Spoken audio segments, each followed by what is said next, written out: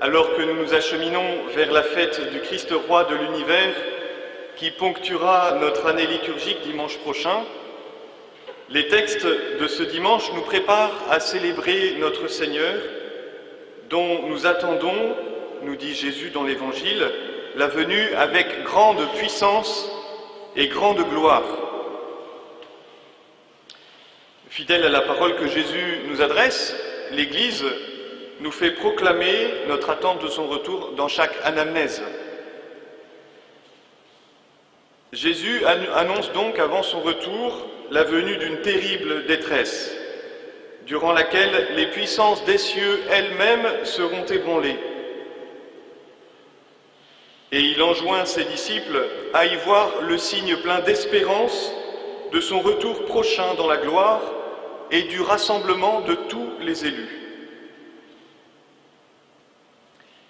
Cet enseignement de Jésus sur les fins dernières est bien sûr situé au futur. Mais nous savons également, et si vous ne le savez pas, je vous l'apprends, que l'eschatologie n'est pas seulement à voir dans l'avenir, mais qu'elle est aussi présente. C'est aujourd'hui que le royaume de Dieu est présent au milieu de nous. C'est aujourd'hui que nous sommes invités à vivre de la vie éternelle que nous partagerons en plénitude auprès de Dieu. C'est aujourd'hui que le Seigneur est proche. C'est aujourd'hui aussi que le Seigneur rassemble ses élus. Aussi, ce discours de Jésus sur les fins dernières peut être aussi perçu de façon très actuelle pour nous. Et la détresse dont il parle est en tout cas très actuelle au moment où Jésus s'adresse à ses disciples, très actuelle pour lui. Nous sommes dans les derniers jours de son ministère public et le Seigneur sait parfaitement que sa fin est proche. Les foules l'ont acclamé lors de son entrée messianique à Jérusalem, mais ces foules ne sont plus là. Elles s'attendaient à ce qu'il prenne le pouvoir comme le Messie qu'ils imaginaient devait prendre le pouvoir dans la ville sainte, mais Jésus n'en fait rien. Elles s'attendaient certainement à ce que Jésus restaure la royauté en Israël, mais Jésus n'en fait rien. Alors certainement ces foules ont été déconcertées, déçues par cet homme en qui elles avaient placé leur espoir. De même que les disciples ont pu être déconcertés lorsque Jésus leur a annoncé sa mort et sa résurrection par 3 fois. Sans doute cela explique-t-il que pour une part, les foules se sont retournées de façon assez brutale contre Jésus et ont réclamé sa mort, lui qu'elles avaient acclamé quelques jours auparavant. Sans doute cela explique-t-il également que Judas trahit celui pour lequel il avait tout quitté et qu'il avait suivi fidèlement pendant 3 ans. Jésus est à la fin de son ministère, il ne reste plus autour de lui que ses plus fidèles disciples qui l'abandonneront tour à tour à l'heure de la croix. Il ne restera plus autour de Jésus que Jean et quelques femmes. Lorsque l'heure sera venue, lorsque Jésus sera en croix, le soleil s'obscurcira et les ténèbres couvriront la terre.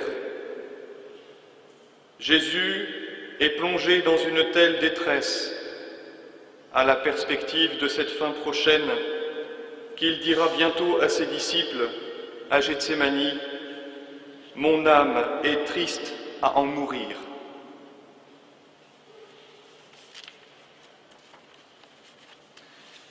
Pourtant, dans ces ténèbres qui s'épaississent autour de lui, Jésus voit aussi l'annonce de sa gloire triomphante.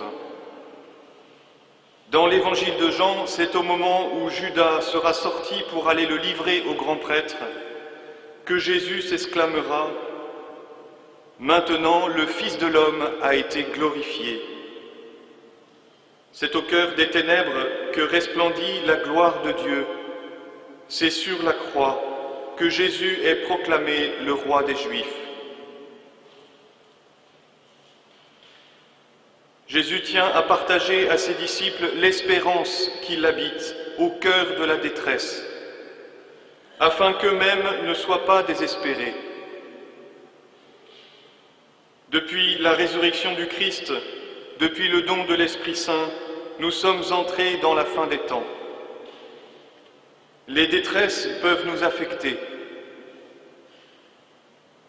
Les ténèbres peuvent envahir notre âme, au point que le soleil lui-même semble s'être éteint, et que rien ne puisse plus éclairer ni réchauffer notre cœur. En tout cas, si ces détresses ne nous atteignent pas personnellement, elles atteignent certains de nos proches.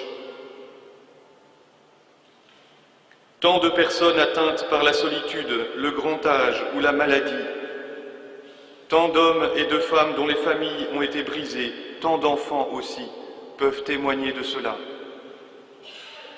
Tous, nous sommes également affectés par l'avenir que certains responsables de notre société souhaitent préparer pour nos enfants. Pour nous aussi, au milieu des multiples crises que traverse notre monde, il peut sembler que les ténèbres s'épaississent. Et ces paroles du Christ sont pour nous d'autant plus importantes, pour ranimer, pour réveiller en nous l'espérance qui doit être la nôtre. Le Christ est ressuscité, il est notre soleil de justice, dont la lumière brille à jamais, dont les paroles de vie ne passeront pas. Mère Teresa, au cœur de sa nuit spirituelle, aimait dire à ses sœurs que jamais rien ne vous fasse perdre la joie du Christ ressuscité. Si le figuier pouvait parler, sans doute dirait-il que la montée de la sève est en lui une grande souffrance. Il lui faut craquer de toutes parts avant que ne sortent les bourgeons et les fruits. Au cœur de la souffrance, puissions-nous déceler la vie du Christ à l'œuvre en nous. Puissions-nous percevoir que le Christ sait se servir de toute détresse pour nous rapprocher de lui.